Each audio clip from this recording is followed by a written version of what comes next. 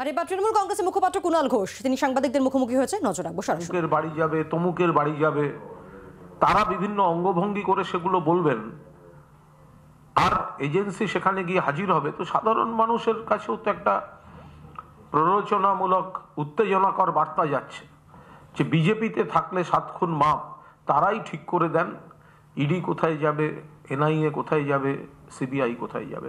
ED বা CBI এর যে বেসিক বিশ্বাসযোগ্যতা সেটা নষ্ট করে দিয়েছে বিজেপি। সাধারণ মানুষের কাছে এটা হচ্ছে শুধুমাত্র একেবারে বিজেপির লোক আসছে, বিজেপি।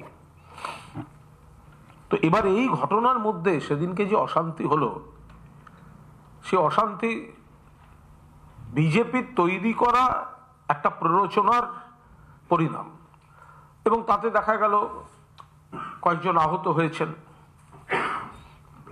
সোমনাথ দত্ত, রাজকুমার রাম, অঙ্কুর গুপ্ত, 3 জন আধিকারিক এবং অ্যাসিস্ট্যান্ট ডিরেক্টর রাজকুমার রাম, তিনি একটি হাসপাতালে ভর্তি হয়েছেন ইডি।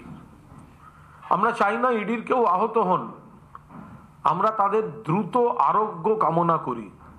ইডির যারা আহত হয়েছেন, সর্বভারতীয় তৃণমূল কংগ্রেস তাদের দ্রুত আরোগ্য কামনা করে। কিন্তু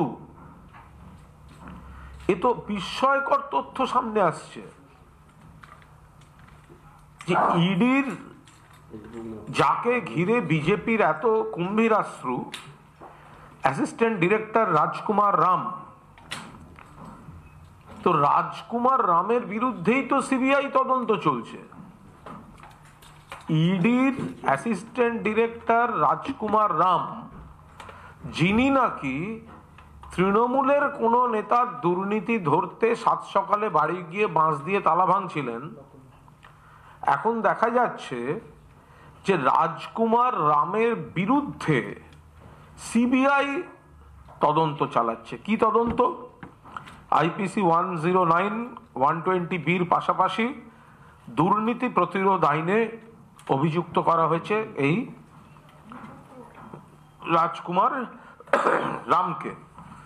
এই সেই এফআইআর। কাদের এফআইআর? সিবিআই এর। কার বিরুদ্ধে?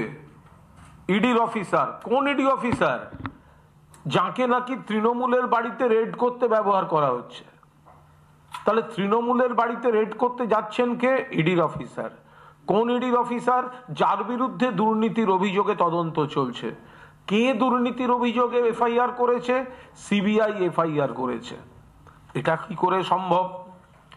এবার যদি এফআইআর ধরে একটু এগোনো যায়, তাতে দেখা যাচ্ছে যে 2016 সালের 1 এপ্রিল থেকে 2020 সালের 31 মার্চ পর্যন্ত নিজের নামে বা নিজের পরিবারের নামে যত সম্পত্তি এই রাজকুমার রাম তৈরি করেছেন, তার সঙ্গে তার আয়ের অসঙ্গতি রয়েছে।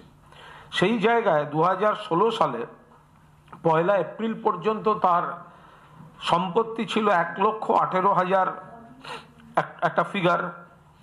এরপরে ক্রমশ স্ত্রীর নামে, তারপরে বিভিন্ন সূত্র ধরে এরপরে দেখা যাচ্ছে লক্ষ লক্ষ টাকা তার বেড়ে গিয়েছে। তার এবং তার পারিবারিক সম্পদ লক্ষ লক্ষ টাকা বেড়ে গিয়েছে। তো এখন এইখান থেকেই এই তদন্তটা শুরু করেছে সিবিআই। সিবিআই কাদের? কেন্দ্রের। ইডি কাদের? কেন্দ্রের। তো ইডির যে অফিসের এই ওয়াশিং মেশিনটা তো বিচিত্র ওয়াশিং মেশিন।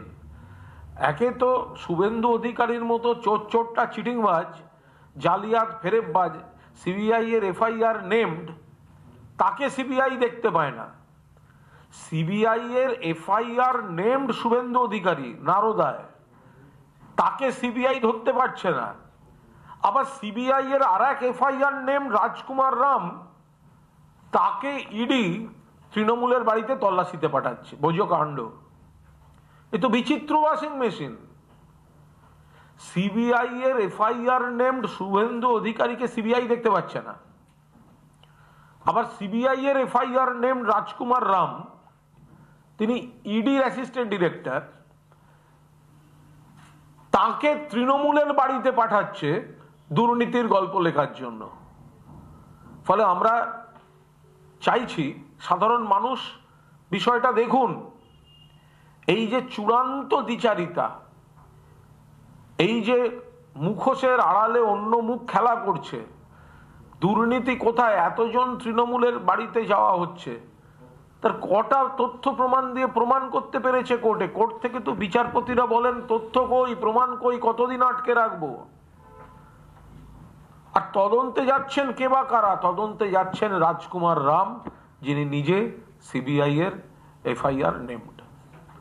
ফলে আমরা স্ট্রংলি আমরা অপোজ করছি যে কেন্দ্র আগে জবাব দিক, ইডি আগে জবাব দিক, যে সিবিআই এর এফআইআর নেমড একজন অফিসার কি করে তারপরেও তদন্তের কাজে যুক্ত থাকতে পারেন, কিভাবে যুক্ত থাকতে পারেন, এটা তো ইডিকে ক্লারিফাই করতে হবে। এই রাজকুমার রাম কি সেই রাজকুমার রাম যার নামে সিবিআই এফআইআর করেছে? যদি করে থাকে তাহলে সেই ব্যক্তি কি করে তদন্তের কাজ করছেন, কিভাবে করছেন? সিবিআই এফআইআর নেমড শুভেন্দু অধিকারীকে ধরবে না, আবার এফআইআর নেমড অফিসারদেরকে তাদের রাজনৈতিক প্রতিহিংসা, ভেন্ডেটা পলিটিক্সে ব্যবহার করবে? এটা কি করে হতে পারে? বিজেপির নেতারা কদিন আগেই বলেছিলেন, 30শে ডিসেম্বরও বলেছিলেন, এরপরে উত্তর 24 পরগনায় কি হবে দেখবেন। তো বিজেপি তো বলে দিচ্ছে এজেন্সি কবে যাবে, কোথায় যাবে, কোন জেলায় যাবে, কোন দলের বাড়ি যাবে, কার বাড়ি যাবে।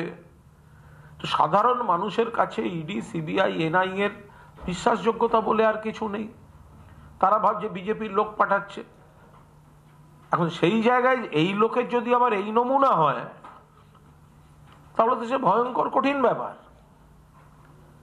ফলে আমরা পরিষ্কার বলছি, ইনি সুস্থ হয়ে উঠুন, দ্রুত সুস্থ হয়ে উঠুন, যথাযথ চিকিৎসা হোক, কিন্তু এই ব্যক্তি যিনি দুর্নীতিতে অভিযুক্ত এবং সিবিআই এর এফআইআর নেমড, তাকে কি করে তদন্তের কাজে এখনো ব্যবহার করা হচ্ছে সেটা ইডিকে ক্লারিফাই করতে হবে, ইডিকে এর ব্যাখ্যা মানুষের কাছে দিতে হবে। এইটা আমাদের বক্তব্য। আর তার সঙ্গে আরেকটি বিষয় আমরা দৃষ্টি আকর্ষণ করে রাখছি, যে সুপ্রিম কোর্ট আজ গুজরাটে বিলকিস বানো কেসে বিলকিস বানোর পরিবারকে বিজেপি পন্থীরা যেভাবে ধর্ষণ করেছিল, খুন করেছিল, তাদের মধ্যে 11 জন যারা শাস্তিপ্রাপ্ত, তাদের 2022 সালে গুজরাট সরকার সসম্মানে মুক্তি দিয়েছিল জেল থেকে। 11 জনকে। কেঁপে উঠেছিলেন বিলকিস বানো, এ কি, আমার উপর যারা অত্যাচার করলো, আমার পরিবারকে যারা শেষ করলো, এবং তাদের রাজকীয় সম্বর্ধনা দিয়ে বার করা হলো জেল থেকে। কে ছেড়েছে? বিজেপি। ধর্ষণের অভিযোগ কি ছিল? কার বিরুদ্ধে ছিল? বিজেপি পন্থীদের বিরুদ্ধে। কোন অভিযোগ? ধর্ষণ, নির্যাতন, খুন ইত্যাদি। অভিযুক্তের সংখ্যা 11। শাস্তি দিয়েছিল কে? আদালত। মুক্তি দিয়েছিল কে? বিজেপির গুজরাট সরকার। আর আজ সুপ্রিম কোর্ট পরিষ্কার বলে দিয়েছেন, বিজেপি সরকার ভিত্তিহীন ধাপ্পাবাজির অভিযোগ, মানে ধাপ্পাবাজির তথ্য দিয়ে মিসলিড করার চেষ্টা করেছে গোটা প্রসেসকে। তাদের মুক্তি খারিজ করে দিয়েছে এবং এই 11 জনকেই অবিলম্বে জেলে আবার ফিরে যাওয়ার নির্দেশ দিয়েছে। এর থেকে বোঝা যায় মহিলাদের সম্মান তা বিজেপির কাছে বড় নয়। বিলকিস বানো, তার উপর যে নির্যাতন হয়েছিল, আদালতে শাস্তিপ্রাপ্তদের দরজা খুলে দিয়েছিল জেলের কারা? এই বিজেপি সরকার। ফলে এই বিজেপি নেতাদের ল অ্যান্ড অর্ডার, মহিলাদের সম্মান, সংখ্যালঘু সুরক্ষা, এগুলো নিয়ে কথা বলার কোনো অধিকার নেই। বাংলার আওয়াজ, বাঙালির আবেগ, জি 24 ঘন্টা।